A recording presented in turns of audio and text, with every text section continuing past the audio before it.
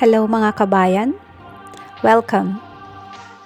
Tama na ang pag-scroll sa YouTube.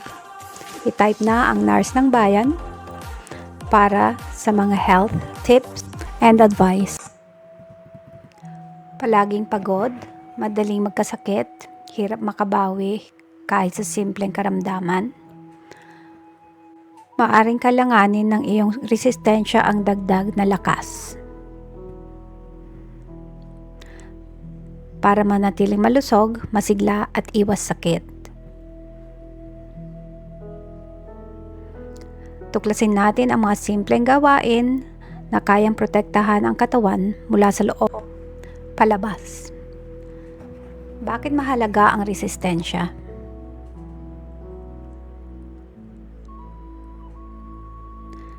Ang iyong resistensya ay ang pangdepensa ng katawan laban sa sakit. Lumalaban ito sa mga virus, bakterya at iba pang mga banta sa kalusugan. Pero kapag mahina ang resistensya, kahit simpleng impeksyon ay pwedeng makapagpabagsak sa iyo. Kaya't ang pagpapalakas ng resistensya ay hindi lang para makaiwas sa sakit. Ito ay tungkol sa pagpapatatag ng katawan laban sa sakit. So, prioritize your sleep.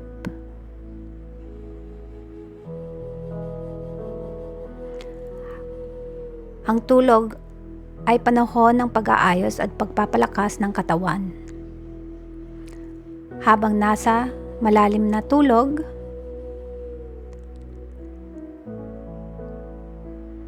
gumagawa ang iyong resistensya ng mga proteinang tinatawag na cytokines na lumalaban sa impeksyon. Sikaping makatulog ng 7 to 8 oras ng maayos bawat gabi. Patayin ang mga screen 1 oras bago matulog. Panatilihing malamig at madilim ang iyong kwarto.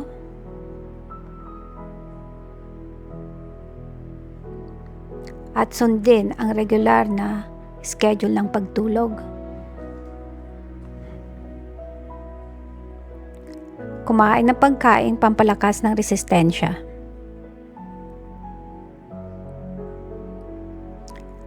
Ang pagkain ay gamot.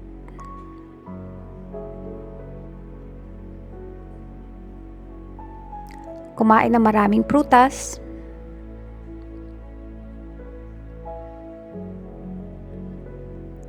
at mga gulay na puno ng antioxidants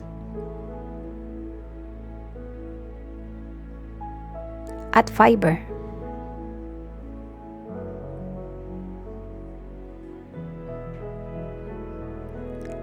Kabilang sa mga halimbawa, ang citrus na prutas, spinach, luya. Ang mga ito ay nakakatulong sa kalusugan ng iyong bituka. Tulungan ang iyong katawan na labanan ang mga impeksyon non-natural. Ang mga pagkain dapat kainin para mapalakas ang immune system, pamamahalaan ang stress. Ang talamak na stress ay nagpapahina sa iyong immune response. Magsanay ng pagmumuni-muni.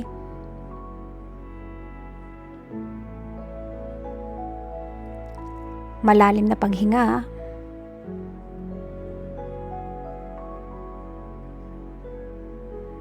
O magaan na ehersisyo para pakalmahin ang iyong nervous system. Kahit 10 minuto ng tahimik na paghihimlay araw-araw ay makakatulong upang bumaba ang antas ng cortisol sa katawan at tumutulong sa paggaling ng iyong katawan.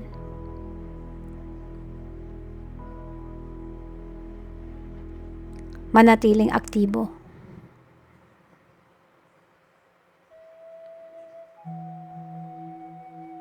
Ang ehersisyo ay nagpapalakas sa sirkulasyon ng dugo.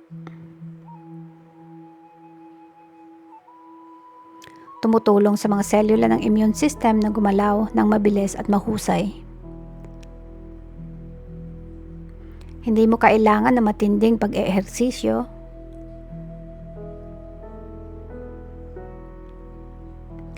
"30 minuto lang ng paglakad."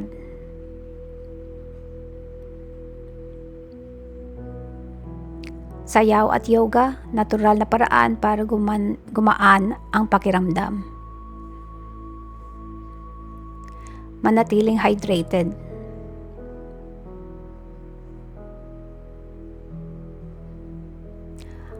Ang tubig ay tumutulong sa pag-alis ng mga lason sa katawan at pinapanatili ang maayos na paggana ng mga selula sa katawan. Uminom ng hindi bababa sa 8 baso ng tubig araw-araw. At higit pa kung ikaw ay aktibo o nakatira sa mainit na klima.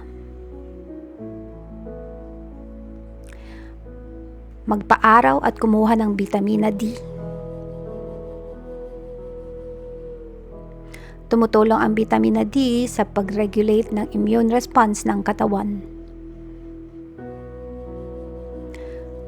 Gumugol ng 15 to 20 minuto sa araw-araw o isaalang-alang ang mga suplemento. Mga pagkain tulad ng itlog,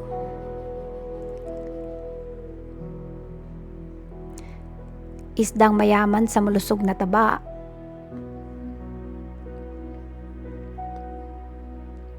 at pwede ring uminom ng gatas na may dagdag na bitamina para sa mas malakas na katawan. Iwasan ang nakakasira sa immune system.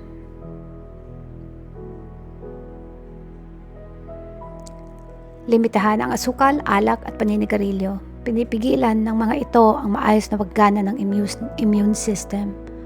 Gamitin lamang ang antibiotic at painkiller kung inirekomenda ng profesional sa kalusugan. Nakakaepekto ito sa kalusugan ng bituka at nagpapanhina ng resistensya. Ang iyong kalusugan ay nasa iyong mga kamay. Sa pamamagitan ng maliit at tuloy-tuloy na pagbabago, maaari kang makabuo ng matatag na immune system.